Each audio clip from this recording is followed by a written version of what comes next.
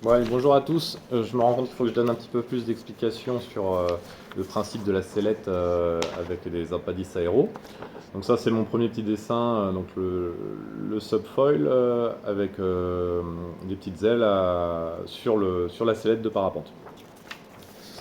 Je lui ai coupé les ailes en fait parce que l'idée quand même c'est que ce soit facile et donc transportable. Et on n'a pas envie de se retrouver avec une aile d'un mètre carré à ranger dans le sac.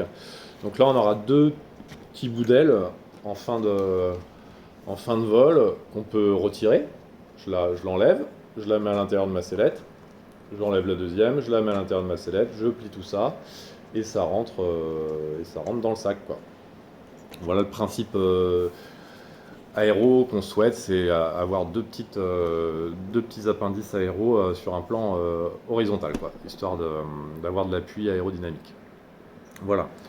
Maintenant, donc la mécanique de vol de la sellette. Donc on est comme ça. Ça va être très fin. Si vous voulez, je vous parlais de la première sellette volante de l'histoire du parapente. Mais ce qu'il faut bien comprendre, c'est que ça va être très très fin. C'est-à-dire que ça va être un appui aérodynamique, mais très léger, en fait. Allez, c'est bloqué. Très léger. En fait, ça va jouer. Attendez, je vois pas grand-chose. Voilà, ça va jouer de ça à ça, tu vois. En fait, ça va être très très fin, le débattement. Il va être très très léger pour éviter d'avoir trop de traînées. Mais néanmoins, on a un petit appui, 50 cm² à droite, 50 cm² à gauche, tu vois, qui nous permettent d'avoir un petit appui aéro qui peut être intéressant. Qu'on n'a pas actuellement, en tout cas aujourd'hui, quoi. Il n'y a pas de sellette de parapente où tu as un petit débattement aéro. En plus de ça, là, on peut le jouer comme ça aussi si on veut. Mais bon, pour l'instant, nous, on va déjà rester sur un truc un peu plus simple, de petits débattements comme ça. Voilà, pour avoir un tout petit peu de traînée, quoi. Très léger, léger, léger. Donc on a un gain, un vrai gain. Voilà. Donc maintenant, une sellette. Vous pensez que le bord d'attaque là de mon foil, si tu veux, vous vous dites tous, je suppose, ah, ça va nous pousser par là pour nous porter et tout, c'est une super idée, c'est très sympa. Eh ben, en fait, ça va pas nous monter comme ça, parce que le profil, on va l'inverser. Hop, on le met comme ça. Et donc du coup, ça va nous pousser par là. Et ce qu'on souhaite, c'est pouvoir augmenter la charge à l'air quand on est sur les transitions.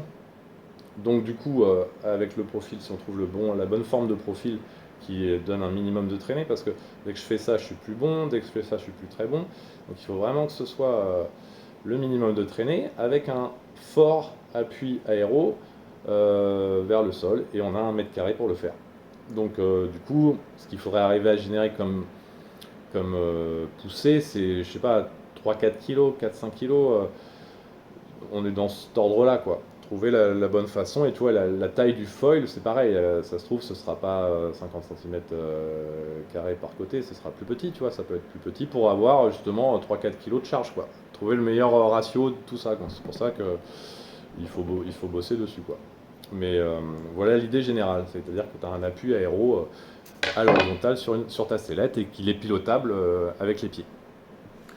Après, pour que ça fonctionne bien tout ça, si vous voulez, il va falloir marier la sellette de parapente avec le parapente. On fait un bon mariage pour avoir une bonne cohésion, une bonne synergie. Voilà, c'est le bon mot, une synergie. Ok. Donc, ce qu'on va faire, là vous voyez, j'ai mon accélérateur de sellette. Pour l'instant, j'ai pas de parapente au-dessus. Maintenant, ce que je fais, c'est que sur cette sellette, je vais connecter mes élévateurs de mon parapente.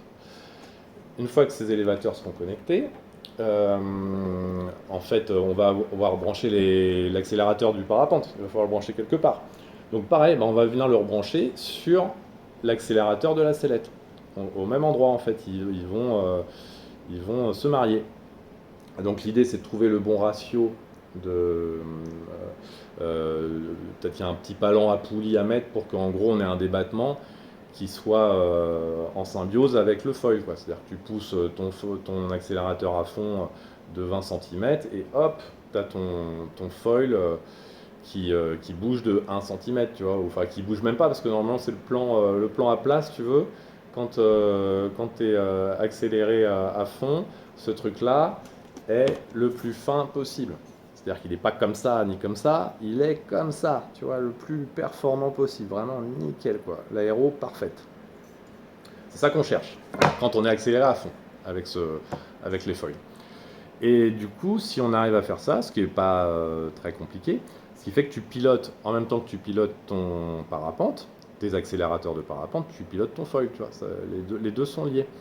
Et du coup, bah, dès que tu vas te décélérer, ça va jouer un petit peu sur l'appui aéro de ton foil, la distance va jouer.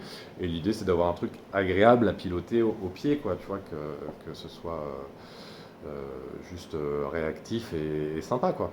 Voilà, bon, j'espère que vous compreniez un peu mieux le principe de la sellette avec les foils intégrés pour avoir de l'appui aérodynamique, quoi. Allez, à plus, ciao ciao!